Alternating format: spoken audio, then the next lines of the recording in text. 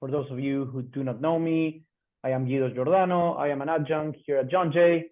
I am part of the Environmental Justice and Sustainability Program, and I'm also teaching in sociology along with Marisa, for example, who is here as well, and Yolanda. And we also have Bibi from the EJS program. Okay, so I'm gonna be moderating this.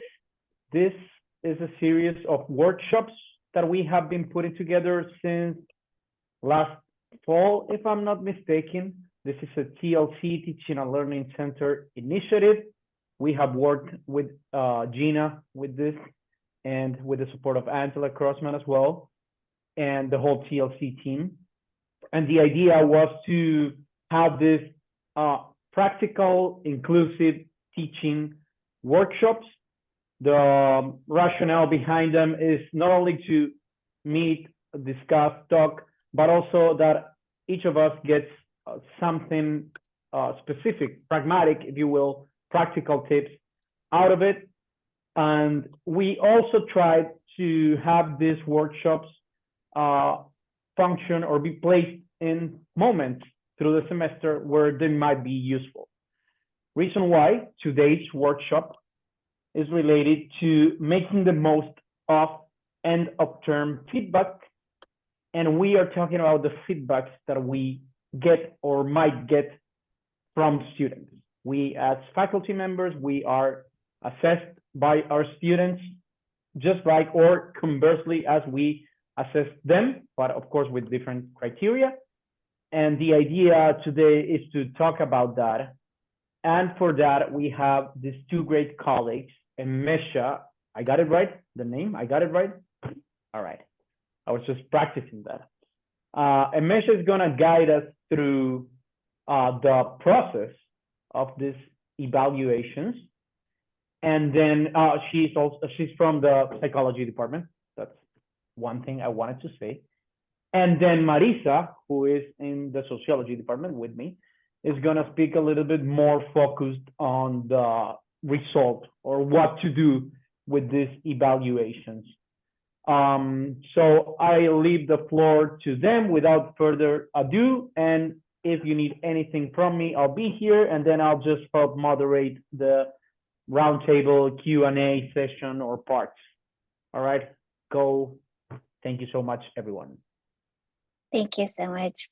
It's so wonderful to be together. Thank you all for joining. My name's Emese, as you heard, and I'll get us started. One of the things that we were talking about is that it would be really nice to hear all of our voices initially, and then after that, I'll talk a little bit about process. So I would love for us, I made a little order. I always find that that's helpful when we're in Zoom so that you don't know, you don't have to guess when you're going. So I just made an order as I saw you on the screen. And we would love for us to go around and just share your name, your department, pronouns, department, as well as share what is something that you saw on a student evaluation that made you chuckle? Okay, so I will start. My name's Emese. As you heard, I'm in the psych department. My pronouns are she or they. And last year, one of my students in my research methods class went on a bit of a tirade about how frustrating it is that I bring so many art supplies into my research methods class. And I bring, and like she made a list. It was like crayons and colored pencils and markers. And I just chuckled because yes, we lug all these supplies that we probably bought with our own funds in order to try to create active learning. And the student just like ripped me apart about it. So I enjoyed that chuckle. And I will go ahead and now pass it on to you, Guido. All right. Now, who wants to go next? Oh, it's you. Okay. I can say what I already said. My name, my department, and the program, EJS program. My pronouns, which I keep putting them in the Zoom, but then they keep disappearing. It's he, him. And I'll go blank for the other question. I don't have anything that has made me chuckle. So yeah, that's as far as I can go. Thank you. And I'll pass it along to Pamela, who's next to me, or whoever wants to go. Yep. So I'm Pamela Levecki. I am in the psychology department. I'm she, her. A funny one that I thought from last semester when in the big section of intro that I teach, one of the students wrote, she treats her students like they're her children, which I thought was so sweet. Like I don't even have kids and I don't know what I was doing with that because I kind of feel like it's a big stadium. So I don't know how I got that across. I almost wish I could grab her and be like, can you tell me what you meant by that? Because I like it. But yeah, but it was sweet though. And I'm sure I've had ones that were not that nice that I probably wasn't like gracious enough to find funny that I can't think of right now. Marissa? No, Chloe. No, me. Hi, everyone. My name is Rocio Carranza Brito. I'm in the Modern Language Department. I teach Spanish for heritage speakers. And my pronouns are she, her, ella. And something that I read on student evaluation in the past that made me chuckle was like it was only one commentary that said like professor doesn't care about students' feelings, and I was like, what happened in that? Because the other comments below that comment was like, a professor always are asking us how are you do, etc. And I was thinking like maybe I did something in a bad day for this student. So now in this semester I just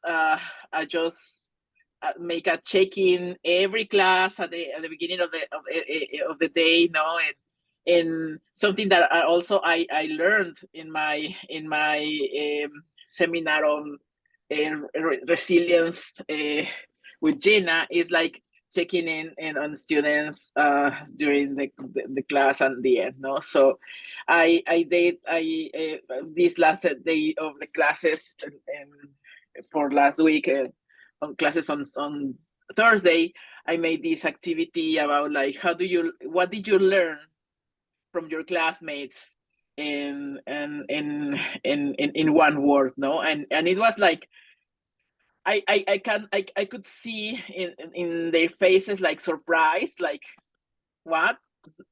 I have never asked that before, but and it was a very nice activity. So the students were in that moment realized that they are not only there for like it's learning some topic or whatever, but to know each other, no? So yeah, thank you. Sorry if I take much time. No, that was great. Chloe? Probably two options that we have. My name is Chloe. I am in the Department of Sociology, and my pronoun is she and her. The reason why I have some background noise is because I share an office space with my husband, and he's having a meeting right there. So you will hear a lot of noise right now, but so sorry about that. And I mean, so at John Jay, I don't think there were any student responses that made me chuckle. It was very productive and nice. But one evaluation that I can never forget in my life is from previous institution that it was nothing to chuckle, but just hurt me instead, was that students said, this professor has an accent and it doesn't hinder learning, but there's an accent, just something that I couldn't change anything about.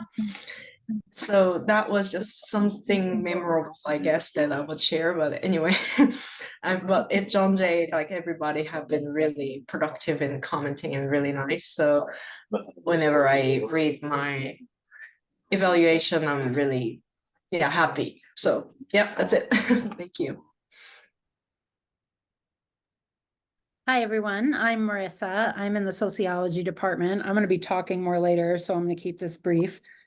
Something that made me chuckle on evaluation in a if we don't laugh, we'll cry kind of way is a student told me just before COVID that I was a self-hating Jew leading a white genocide. So on one hand, if we don't laugh, we cry. On the other hand, I never felt so like I'm doing my job so well, if that's how it landed for the student. So I'll leave it there for now. Thanks, guys.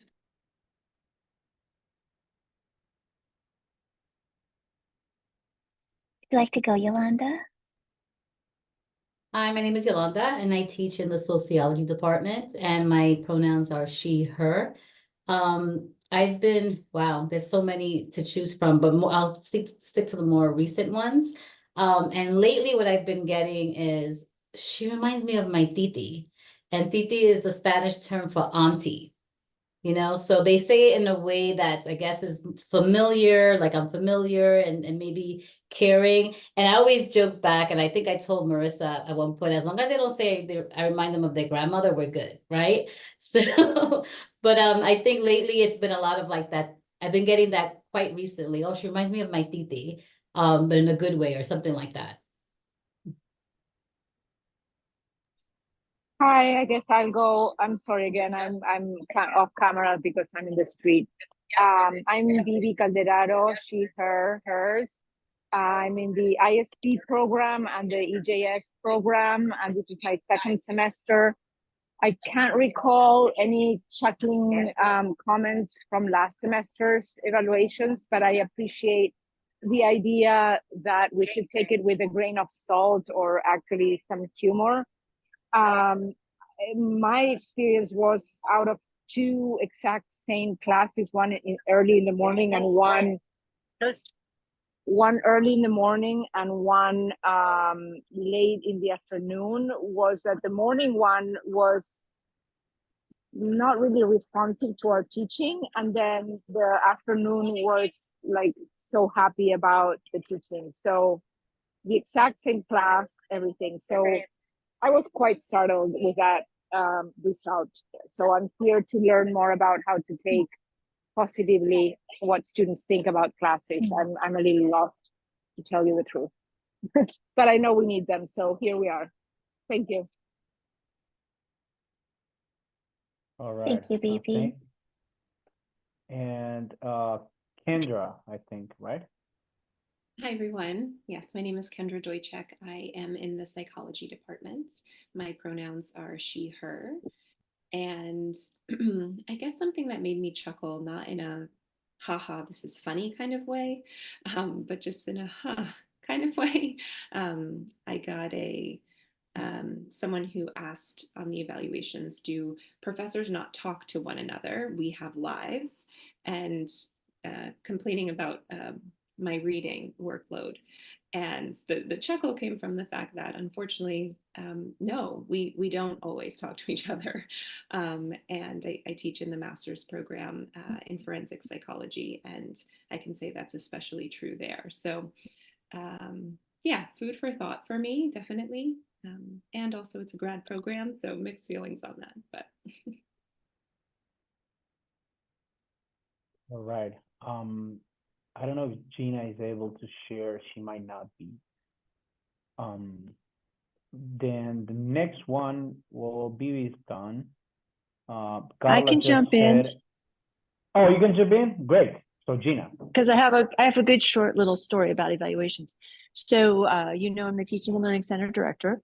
I was teaching English as a second language on the other side of the country in Oregon about 25, 30 years ago. And a group of students, one of them had me for a very early ESL class, and I was subbing. And so afterwards they wrote, "She's so little fat, like a little bear." And that made me really, really laugh. And I still laugh when I think about it.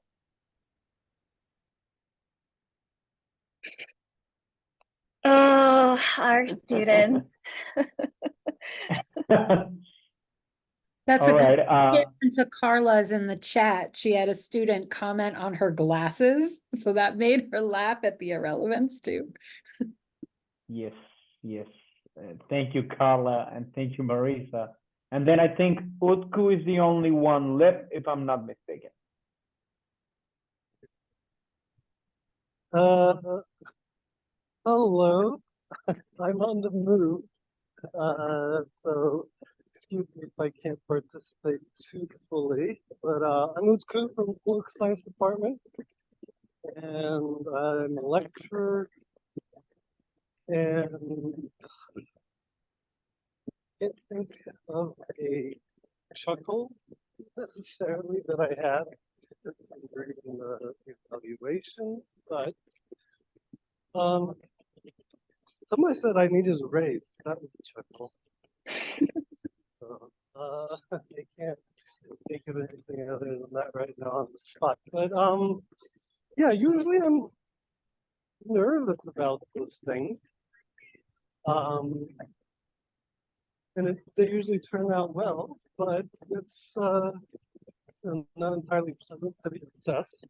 Also, it seems like we don't get too many responses often, so it's not necessarily a representative sample. But this semester I'm given extra credit, and you know, I have like 80% response rates, so it's probably more representative. Look forward to reading those. But yeah, that's it. I'm excited to hear from you. Thank you so much. Thank you. Thank Thank you everyone for taking the moment to bring just so much already, right? This is one of those sessions where we all have a lot of experiences. We've been thinking about this really critically for a long time. We have a lot of stories. So what Marisa and I were really hoping is that we could, you know, just set the stage for a conversation. So I was going to do a little Mentimeter, but I might just actually go into the slides, and then, because already there's been so much that has been raised from just our introductions, that I think we have a sense of ways that, you know, we're hoping to kind of think through some of these situations. So I'm going to go ahead and pull up my slides for us so that we have a little visual to go along with everything as well. And are you all able to see that okay? Perfect. Okay, great. So I was going to do the Mentimeter, but just ignore that QR code. We might come back to it later. So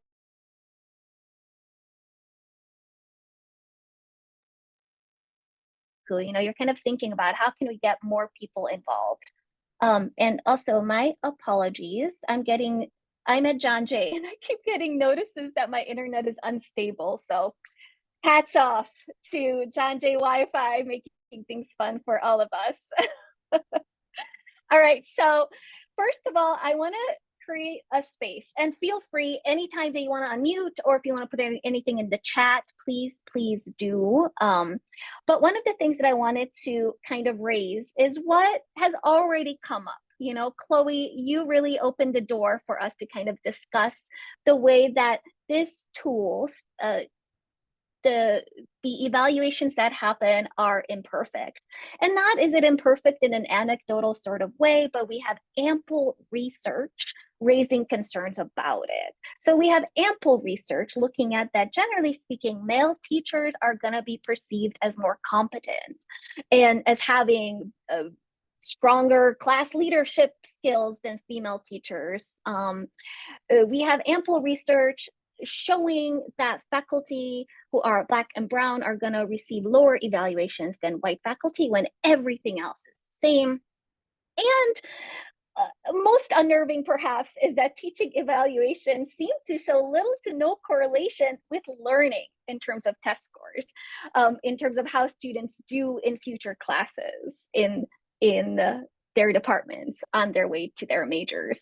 So as a social psychologist and as a critical social psychologist, these are things that I'm constantly thinking about. And as a researcher, you know, one of the courses I teach is research methods, and this will figure into what I will share about process.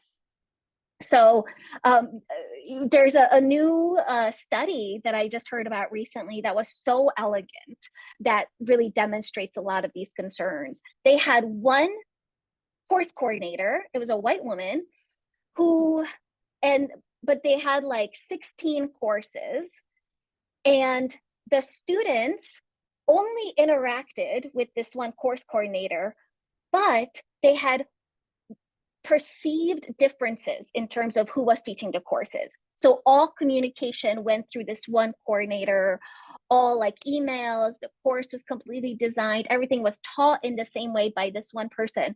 But students thought that they were either interacting with a woman or a man, someone that they gendered as a man or woman, or they were interacting with a faculty of color or white. And so we have all of these like elegant studies kind of showing the concerns. And in that particular study, it was, you know, the same person, but if students perceived it to be a man, they rated it much higher than a woman. And it was the exact same language, the exact same email. So you'd be like, oh, that woman's abrasive. Oh, that guy is so caring, you know, but the exact same language, very stark. And so these are the things that we understand and know and are going into this conversation with. And I look forward to hearing some of your thoughts around how you're navigating these things. So I'm going to share some of the ways that I think about teaching evaluations and specifically talk about strategies that I'm working with. And this is evolving for me. I learn something new every year, every semester. But one thing, as a social psychologist and as a researcher, I want to be able to sort of use this as a teaching tool in a variety of ways. So even though we're talking at the end of the semester, I want us to kind of think about what we can do earlier in the semester to really prepare us for this conversation. So for a variety of reasons, I love to do a mid-semester evaluation in all my courses that I write up, that I have students sort of like evaluate what's going well, what's not, what are readings they like, what are things that they would change. Then I gather all that data and I show them everything and we talk through it so that they understand that something that might be working for one person is really not working for someone else. And we try to kind of have discussions, collective discussions. But during this time can be an opportunity to invite, you know, our students will be doing evaluations throughout their lives. They'll be doing 360 evaluations in the workplace where they will be evaluating others that they work with. So this is an opportunity to have conversations of what's appropriate to evaluate. It's not appropriate to evaluate personality. It's not appropriate to evaluate appearances.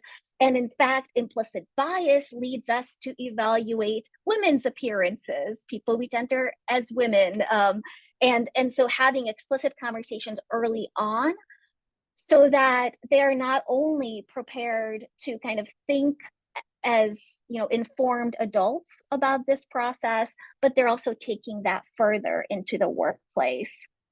And so that's one thing I try to do. Of course, I'm a social psychologist, and so this is often related to my courses. But it is something that I think is professional development for our students. Like no matter where they go, we can talk about how these things work, how we have these implicit biases and how they might be showing up, and how can we sort of actively work towards, you know, equity in all sorts of ways, especially at John Jay. You know, it's so relevant to most of our courses. So that's strategy one that I wanted to share around process. Then strategy two is really, I spend a lot of time talking to my students how they feel about evaluations themselves. Before I give my time in class, I ask them, you know, why, for those of you who are not interested in doing evaluations, why is that? You know, what are some things that are not working for you? I asked them, what do you think this is for? And do you have a sense of what they might say? You know, when I ask them, why do you think you do these evaluations? Or have you asked those in classes and what have you heard? Feel free to unmute or put it in the chat.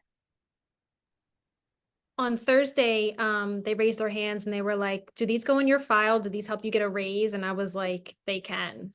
But when somebody said that, everyone was nodding their head like, yes, that's what happened. So somebody knew, and these were all freshmen. Mhm. And I see in the chat, Carla, that that you have asked, and some say that they don't feel like anyone's listening, and others worry that professors can see their responses, can like identify who it is. So there's I had all of these things have come up in my classes as well. Anyone else?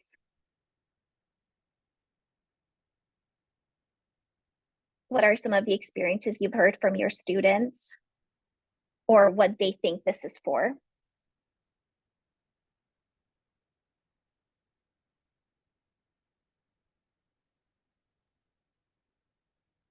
Yeah, everything you and you both shared, Pam and Carla, definitely shows up in the conversations that I've had with students. And I'm sorry, did anyone unmute? Me. Oh, yay. Hi, Okay, yes, sorry. Yolanda. Let me turn my camera back on. For me, when I told my students about these evaluations, I explained to them that I am aware that they like to use Rate My Professor. And I explained to them that is a very useful tool for them, especially since in my day, it was word of mouth. Now they have digital, right, where they can actually share space and comments about professors. But I said that the college doesn't necessarily look at that, right? The college looks at the evaluations that they fill out for the course. And that's something that is used to evaluate us as professors, as instructors, and what have you. And I say to them that while I'm afraid of Rate My Professor, I really embrace the course evaluations because I actually do incorporate some of the feedback that I get. My font size is too small, or I need to put more pictures, or whatever the case is. I make some adjustments based on the evaluations that I read. So once I explain that to them, they're like, oh, okay. So some will do it and some don't. I tell them it's voluntary, but I would really like for them to fill it out because I do read them. And I ask them to please, if they write comments, to, not to put love Ashley, because that has happened in the past where they write comments and they sign love and they put their name, right? But I just explain the process to them and compare the two, Rate My Professor to the course eval for the college. Yes, Guido. No, yeah, just if you want to speak on the mic, I think that raising the hand is better, just because whoever is speaking may not see that you're trying to speak. Now is Emese, for example. And then if you write in the chat, Emese, I can tell you if anyone writes, if you prefer that, just so you don't have to multitask. I never mind. I've, over the past few years, I feel like I've gotten really good at keeping my eyes in 10,000 places in like Zoom courses. Yeah, that is such a great idea, Yolanda, sort of bringing in and naming it, because students do name it. In my class, they were talking about how they like and trust what they see in Rate My Professor. And so being able to say, okay, well, let's compare these two sources. Let's talk about, their purpose, how they might serve to actually improve your experiences or not. So I love that strategy as a way of sort of naming, because that's what students like. And that's what they are more willingly using as well. One of the interesting things, I used to teach at Hunter. Has anyone ever taught at Hunter? Yeah, you have, Marisa. Yeah. So one of the interesting things about evaluations there is that students can see all evaluations. So they can go back, they can just search. It's like in one database, they go in there, you can search a professor's name and you see all the courses that they ever taught and you see all of the evaluations.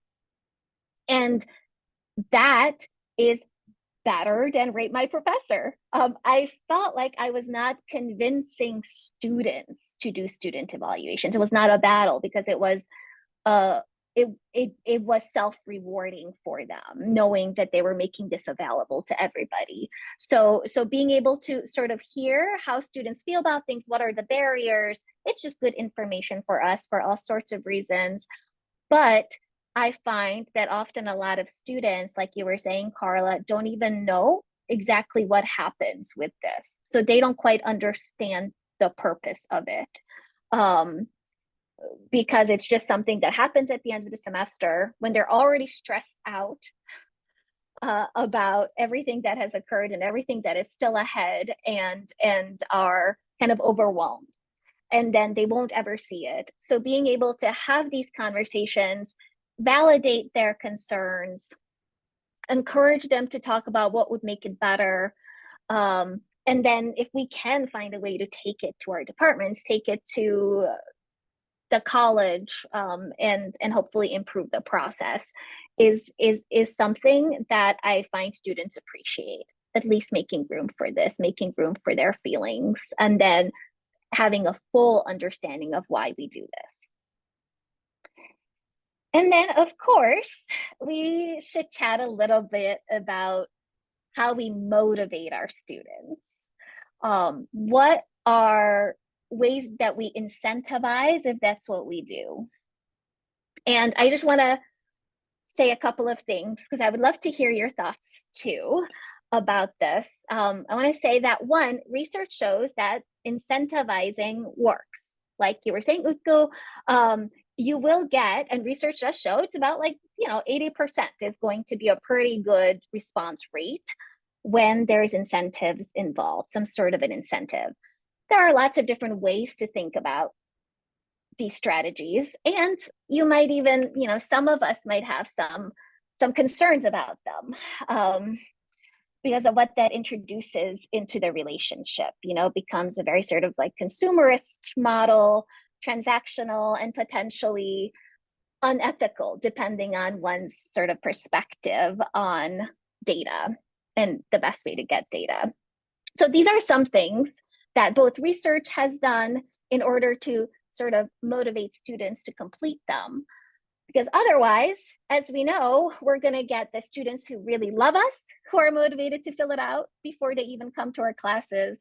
And the students who are not so sure about us are also motivated to fill it out. And the students in the middle are not interested in the process. So that's where these incentives can help invite those students in the middle to participate. Some things that both research has looked at, as well as faculty that I've talked to have done, things like giving a goal. If 80% of a class fills it out, then an exam that might have been in person now becomes take home. So I've heard that that's a very sort of successful strategy where you just change the modality of a particular process as a way of incentivizing participation. Also things like I've heard if 75% fill it out, then the paper is due 1 day later. So giving extra time for work, that being a very effective incentive. I've also, I don't know if this is really effective, but in my research methods class, being able to sort of tie it to the content that we've been talking about, and then discussing how useless data is if we're only looking at the ends, that we really need participation for this to have meaning, for this to lead to the consequences that it could. And then there's a conversation to be had about extra credit as a way of incentivizing it. And of course this is one of those situations, I was talking to Guido about this, people have a lot of strong feelings. This one can provoke some thoughts about whether or not it's appropriate to do extra credit if it's not really relevant to the learning materials, and how that might change evaluation because it's conflict of interest. It also puts other faculty in an unfair position. So faculty who are not offering extra credit are suddenly sort of looked as not as valuable on the teaching evaluation. So these are some, as well as bribery, right? Like there are faculty who might have in the past, or maybe it doesn't happen at John Jay, but who maybe bring in like donuts on that day in order to get students to do it. These are not unheard of. And of course, they're complex conversations to be had and worth talking about. But we are in a unique position, right? Where in theory, it's the college's job to figure out how to incentivize students to do it, how to figure out a process that will actually make sense. But it's put on us as faculty because of the risks that are involved, right? Our promotion, our tenure is very much related to what we'll get. So in theory, it should be the college's job to figure out how to get students to do it, not the faculty's job. For all sorts of ethical reasons, it shouldn't be on faculty, but in reality, that's what we're dealt with, right? So I'm curious if anyone wants to share. I'm going to go ahead and wrap up now. And before we move over to Marisa to talk about what we do with outcomes, what are some of your ways that you've motivated students to fill out evaluations? Or what are some of your thinking? Yeah, go I ahead. actually do want to weigh in on this because it's not really what I'm going to talk about. So I understand the criticism of extra credit, but I think that when scaffolded properly, just like anything, it doesn't necessarily have to have those negative connotations or outcomes. So for me, one of the priorities in all of my classes is creating a sense of social solidarity. We are a community, we belong here, and we help each other out. And so I have students create a group chat that I'm not on so they can support each other in the class, things like that. And so I offer extra credit in the event that we hit the threshold of a percentage. And I explain to them that I cannot see who did it. Therefore, there's no individual extra credit. And I cannot see what you wrote until after grades are in, and much later than that, which we'll talk about in a minute when we receive these evaluations. And that this is about supporting each other to empower them to have their voices heard. And so if we hit, say, 80%, everybody gets extra credit or nobody gets extra credit. And then I think it is directly connected to the learning and creating the evaluations as process. So I'll talk more about my other approaches later, but just since you brought up the extra credit, I wanted to throw that now. Yeah, thank you so much, Marisa. Exactly. This is one of those topics that gets us all thinking and reflecting. And there are strong feelings around all of this, right? Around sort of the ethics and the complications and how that sets other faculty up in an unfortunate way who may not be offering extra credit. And so kind of thinking about, and of course, that's what, is so fascinating, because in theory, it shouldn't be our job to figure that part out. Like, that's just not good research, right? Because they're evaluating us. And so in theory, it should be the college who's kind of figuring out the best way to get student response, but it's put on us, which makes these kind of discussions complicated. So I'd love to hear anyone else kind of have sort of strategies for incentivizing.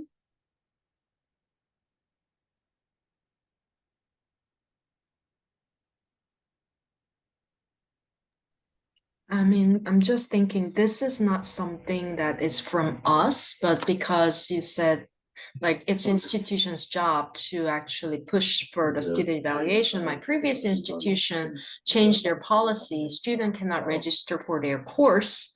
They placed a hold unless they actually complete the student evaluation. So I was thinking that was a very brilliant way of encouraging students to actually do it. And I was hoping that CUNY would do it too, but I haven't seen any kind of like requirement like that in CUNY system.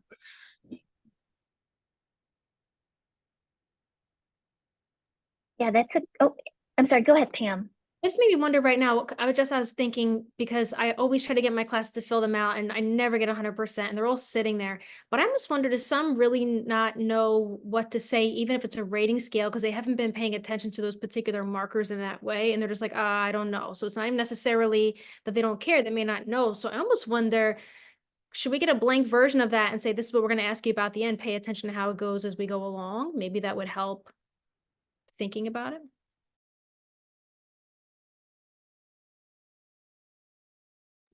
That's such a great idea, is being able to, because it's also just being transparent, right? And it's not just sort of just like flung on people at the very end, and we're like desperately trying to get them to do it, but instead being a more deliberate, this is what we'll be asking, here's the reasons why, feel free to pay attention throughout the semester. Also, let's make sure we address it during the semester. Like if something isn't working well, let's find a way to do that. I love that idea. That's a really fun idea. That's such a great strategy. And also, I've definitely heard, Chloe, of that being super effective. That's an example of like an institutional strategy that obviously will work. And it doesn't make faculty look like the good or bad, or, you know, it doesn't put it on faculty at all, which I also really appreciate. Great. Okay, well, thank you so much. I'm going to go ahead and pass it over to you, Marisa. Did you want to say something first, Guido? Oh, no, I was just thinking a little bit about all of these interventions. Emese, this is great. I got practical tips from it. The meeting a threshold, for me personally, I never, thought about it, and I think I'm going to incorporate that one. And then wrapping it up to what Chloe said and what Pamela said, and also Carla, I think, said something about the Hunter model in the chat. So I'm thinking that the more this becomes an institutionalized practice, the less conflicted it would be seen as, I guess. At the first moment I heard about the Hunter model, I was like, whoa, this is too much. But then I started, rethinking it. No, I mean, if it goes along for several years and it's just how it's done, then that's okay. I'm thinking that the transition might be the difficult part, but after that, we should be good. And that's about it from me. This is not my place. I just wanted to thank you. This is so great. And then Marisa, please go ahead. Sure. Thank you so much. So what I am tasked with talking about today is more like what can be done with the results of the evaluations that we receive. And so I want to start big picture. There's a colleague in the sociology department that talks about how her teaching was transformed when she started saying, I get to go teach instead of I have to go teach. And so I want to kind of bring that into this space to say, I feel excited for evaluation. I feel excited for opportunity to see how I am being received, how the course content is being received. And I think that's so important for us, because if we're coming from a place of being wedded to the way we do things, defensive, coming from a place of ego, what ends up happening, I find anecdotally, is we end up really focusing on the negative evaluations or the ones that sit with us funny, like Pam, I got to you're my mom's last semester, and that landed really weird at first. And so what I really want to focus on is how to get them to evaluate us even more than just the way it's part of our career ladders to have them do the institutional evaluations. So to Emese's first point, I do a mid-semester evaluation too. And the thing that I say to them is, usually you're being asked to evaluate your courses, which will only benefit future students. It will not directly benefit you because you will be done with this course. So I want to hear from you at the midpoint so I can make adjustments for your semester, for your section, that sort of thing.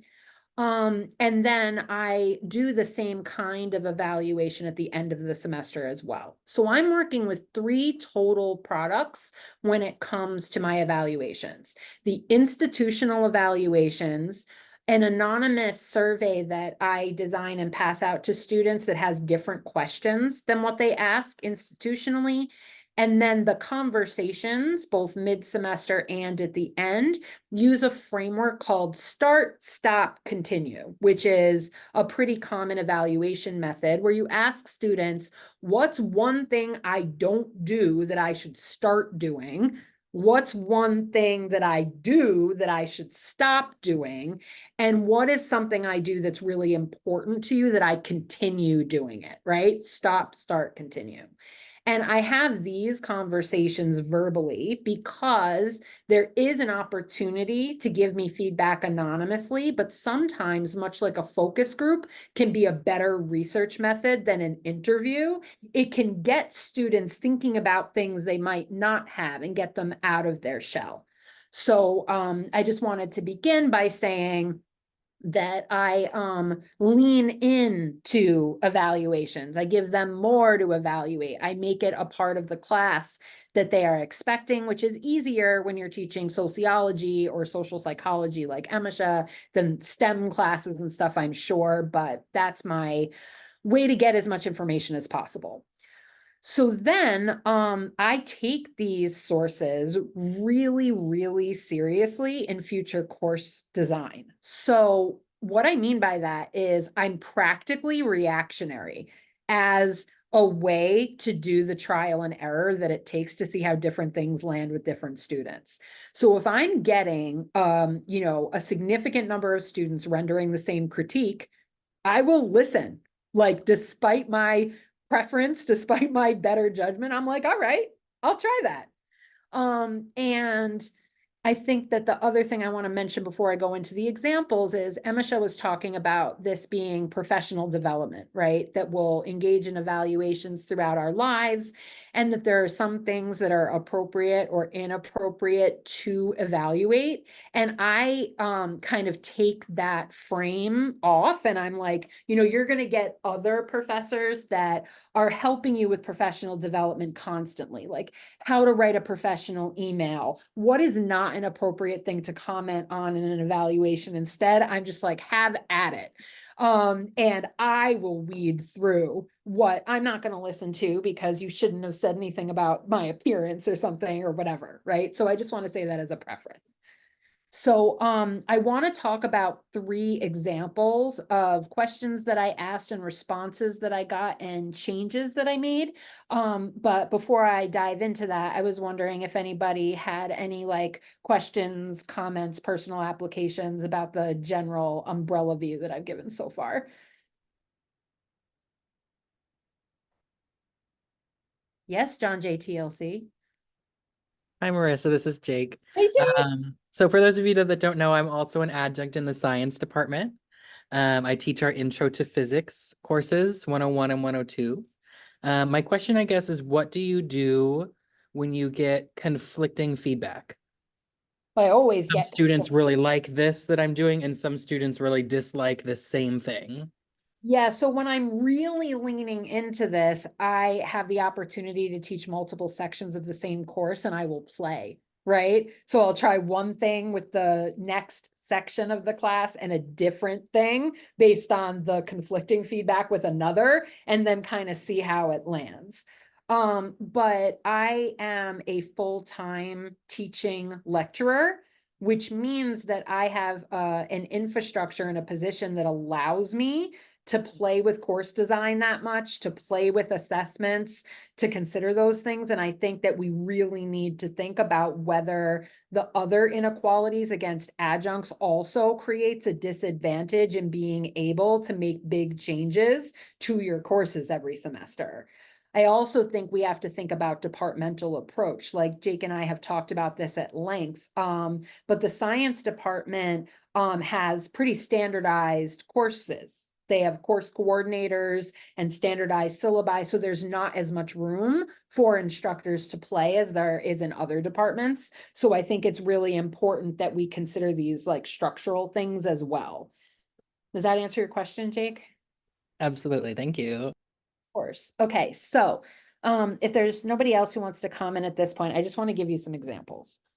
So when I was asking students who were taking a class with me called Contemporary Sociological Theories, which is one of the 2 required theory courses for the sociology major, about the content, about the course design, about the flow of the information, about the ways they were assessed, I realized that at the mid-semester evaluation, the students were like, we understand that there are certain things that you have to teach, but the amount of dead white guys is overwhelming. Like, we understand that you can't completely move away from them, but it's the first half of the semester and we've done nothing but review classical theory and talk about the major theoretical frameworks from the 30s to the 70s that are white male dominated. And I was like, all right, friends, I can pivot, right? So in the middle of the semester, I completely redid the second half of my syllabus to basically only assign Black and Indigenous thinkers, right?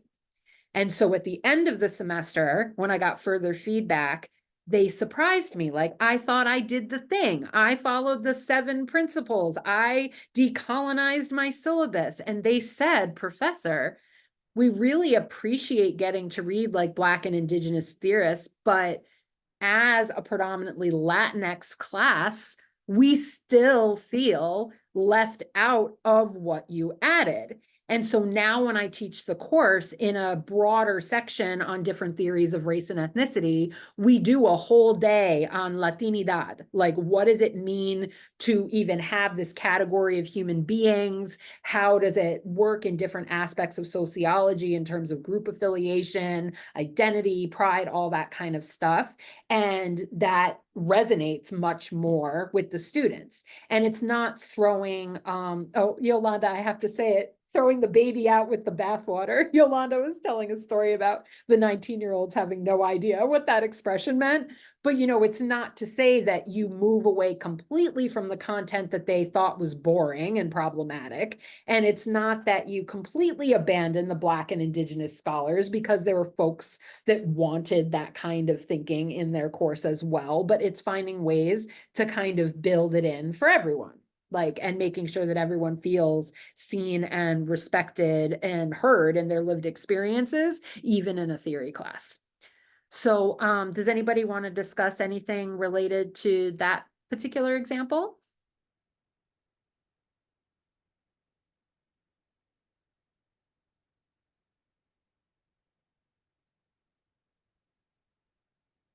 Okay, cool. Then I'll move on to another one. So I also talk to the students, not just about the course design and the content, but about pedagogy. And this requires a lot of scaffolding, because most of our students do not know what that word means, right? They like hear it get thrown out, but they don't even know that it's about an approach and a theory to teaching. So I'll just talk to them about like how they felt with the use of class time. Was it worthwhile, or did it feel like busy work that was assessing compliance more than you would really miss out if you weren't in the class? Was there enough group work versus individual work? How was the balance of lecture and discussion? Was there enough structure to feel like you understood where we were in the course without it becoming too rigid? And so in this case, like, it's really been a huge shift in, you know, just that we're such a different generation than our students, right? So I grew up in classes where my professors wrote on chalkboards and whiteboards. So that's how I was teaching, right? They asked me to convert to PowerPoints. And at first I was held up by this like conventional wisdom that if you provide the slides, nobody takes notes. And through a process of trial and error, like getting feedback from different groups of students, I figured out that they actually do best when they have PowerPoints that are light on text, but have big legible keywords that are kind of guiding the process of it without it being so text heavy that they're reading instead of listening. And this is something that I was really like, I didn't want to give up. I was like, I don't want to do PowerPoints. And now that I do, I have definitely seen a really big improvement in students' retention and ability to like apply what we're doing in class to their lived experiences, their own lives. But before I dive into my third and last example, does anybody want to talk about that one, the actual like ways we teach as opposed to the content?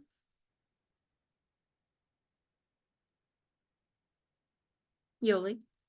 I'm trying to raise my hand. I can't find the thing. Okay. So I like both points, right? And I was trying to raise my hand before and I missed it before you shifted. But I think the idea of just to talk to your first question, the idea of including other voices, I tried to do that with the students by using documentaries that kind of showcase people from Latino background, Hispanic background, along with African Americans and Black, just to kind of complement it and have different readings from Black and Latino authors. So I also do Latinidad and colorism within Latinidad to kind of explain that too. But the other part about, what the students like, some students like the group activities, some students don't like the group activities. I mean, you can't make everyone happy, but I find that having a mix has, in my opinion, has helped the students. I mean, they kind of react sometimes certain ways. I guess we'll find out this semester because I did more of that. So hopefully with the evaluations, if they say anything about it, that would be helpful. In addition to the evaluations that we get for the course, for the college, I also do my own at the end just to kind of see. So hopefully just to kind of get an idea of what they liked and didn't like before I get the college ones, that helps too. So that mix is really good. I think it gives us a breather too, right? To kind of see who's in tune and who's not with the class. And I think someone mentioned earlier having 2 classes, one in the morning and one in the afternoon, where it's like the same material and it just doesn't land the same.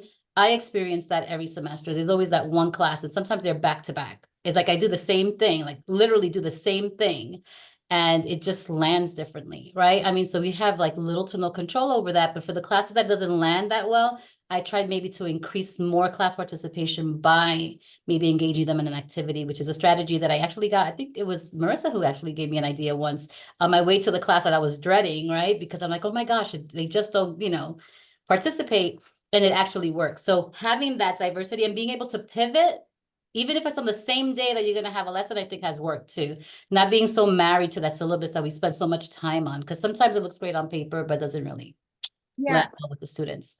And what I'm supposed to be speaking on is like what to do with this information that you get, right? And so to Jake's question, what do you do about conflicting evaluations? Some love the group work, some hate it.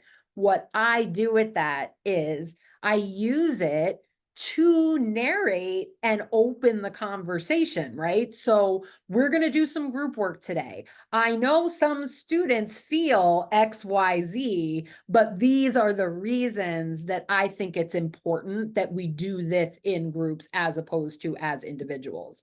And so it's really using the evaluation results not only to be like, am I doing a good job or not, or am I going to get fired or not, but to really like use it as like this amazing opportunity to have anonymous student voices reflect back to you how things are landing, and then be able to use that to talk to your students, right? Do I have to call on you, Emese? No. I felt like I was behaving well though. The thing I wanted to raise is that there's a bit of a conundrum where students will often say that they prefer a pedagogic style that's actually not in benefit of their learning. So that's another thing that's well documented, meaning students will say that they prefer a charismatic lecturer.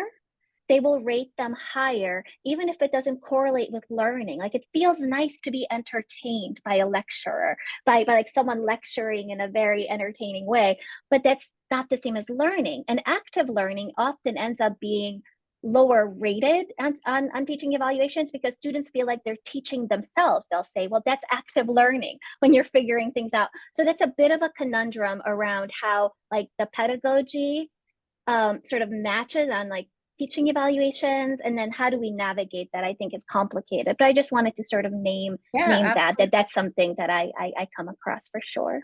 Before we turn to Rocio's comment, like to that, Emese, one, like I said, that I'm coming from bias because I'm a full-time teacher that is compensated to do this kind of thinking. I'm also biased in that I'm that entertaining, charismatic lecturer, right? And so I'll talk about this in my third example, but like I'm bringing that bias in, right? Where a lot of times my students are responding in a certain way that sounds affirming. So what I do with what you were saying about that disconnect is I will narrate throughout the class that there is a balance to strike between things that are uncomfortable but good pedagogically versus things that feel comfortable and familiar, but aren't as good. And like we actually have an ongoing iterative conversation about that as the semester is carrying on, which is why I hope that I get, you know, feedback that is rooted in those semester long conversations instead of students who like don't really understand what they're asking for sometimes. You know, I hate to make it sound like they're not coming from a place of knowledge, but you know what I'm trying to say. It's been a long day. So sorry. Rocio. Yes, thank you. I just want to share and also ask you all for some advice. I don't like do quizzes, no, but students in every evaluation they say that professor doesn't do quizzes. We need to do quizzes to confirm that we learn or whatever. So this semester I use I did like 2 or 3 quizzes through all the semester, and the complaining was like what what are supposed to study for the quizzes if we don't have I don't I do my own material, I use OER materials, and sometimes I use like a PowerPoint slides, and most of the times I use worksheets, and students were like, what I suppose is the quiz about if we don't have anything like what? I mean, we have all these worksheets that we have been working on, and so that's the material that we are working on. So it's kind of this difficulty on students that they don't, because they don't have a textbook. It's like they think that they are not something tangible that is like, here is that what we are learning or so, and that is a problem. This is most of the time it was a problem. So most of the semester is like, remember that we have these worksheets are our material. This is what we are learning with. This is what the discussions are part of the learning. The commenting in perosal, in the collaborative reading is part of the learning. So that's kind of difficult for them to understand, and for me maybe to communicate that we are using these kind of materials, no. And also something that I've seen in my students, some students, they just show up on the class with anything, no paper, no notebook, no nothing. So and they were like, then when they have to make something, like write something, they are asking for a piece of paper or whatever. So it's kind of, how can you come to a class without anything, no? So it's been like kind of difficult in this time.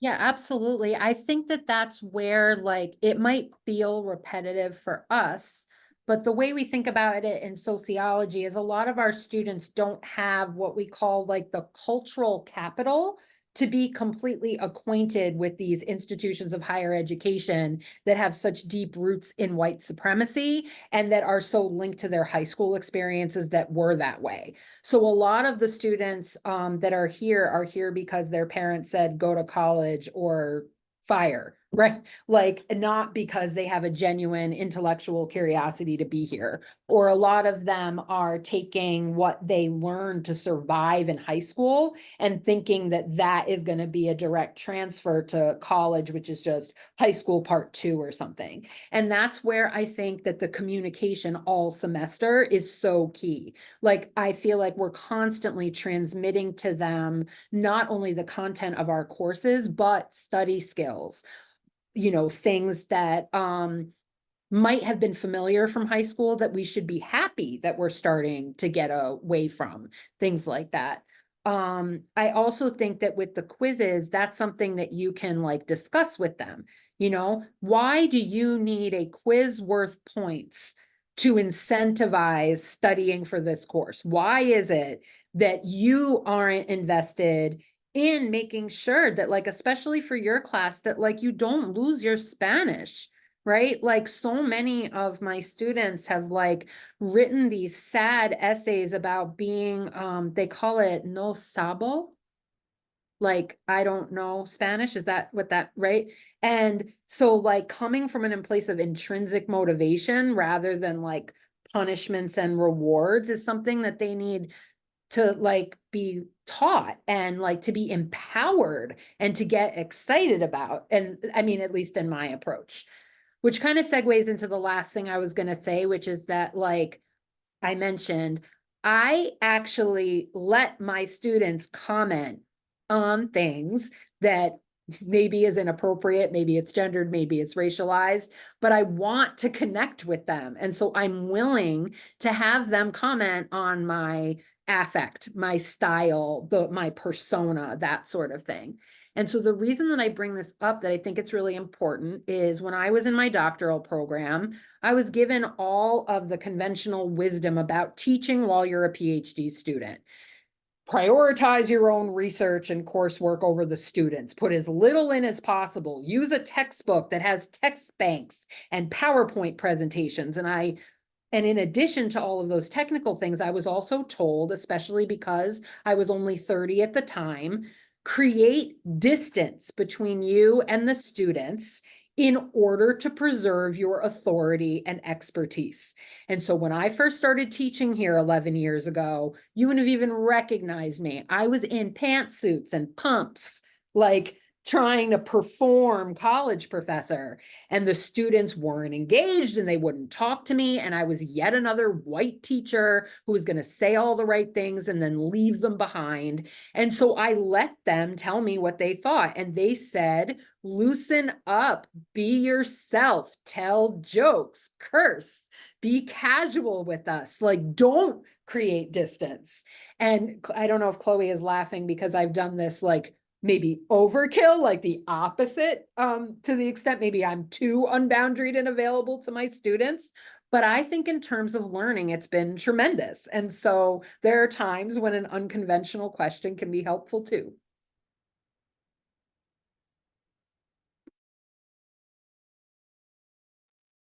All right. We are done. I mean, Marisa, you're done, right? I mean, those are my 3 examples, but I was hoping we could use our remaining time to discuss a little. No, yeah, yes. That was exactly my goal, but I didn't want to interrupt the exposition, so to say.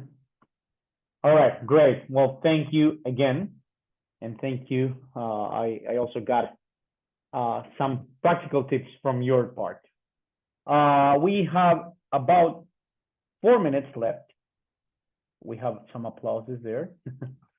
And we can, I don't mind taking a few minutes more. If you guys want to stay, I can do that, but you know, don't feel obligated. I guess the idea now is to do a little bit of a Q&A or roundtable, however you want to call it, that has been going on as Emese and Marisa talked as well, because they made it go that way, and that's great. But you know, this is a little bit more loose, if you will. Just throw in anything you want to share, ask, say. That's what these minutes are for. I want to thank you and say that it's very, very reassuring to hear, because my pedagogy is also to engage the students and go the sort of like uncomfortable way of teaching, meaning active learning. And I realized that that might not be what, you know, the paths of learning of John Jay students have not been like that. And so they are not used to being active learners. But it's very reassuring to hear that that is still where actual learning occurs, even though they are not comfortable with it. So it's a paradox, and I'm hoping that, because I'm also a lecturer and I unfortunately need this to promote myself for the next reappointment. So I'm hoping that those who read these evaluations understand that that's the case, actually. I don't know what else to say, but I also liked, I think it was Chloe who said that at another college where she taught, they required the students to submit the applications, the evaluations before they could register for the next semester. I'm not sure where CUNY is at that, but that would be a wise thing if they're going to be using them. Thank you again. And my phone might die before this ends, but thank you, thank you. Thank you, Bibi. Yolanda, I'm sorry. I go with Dash.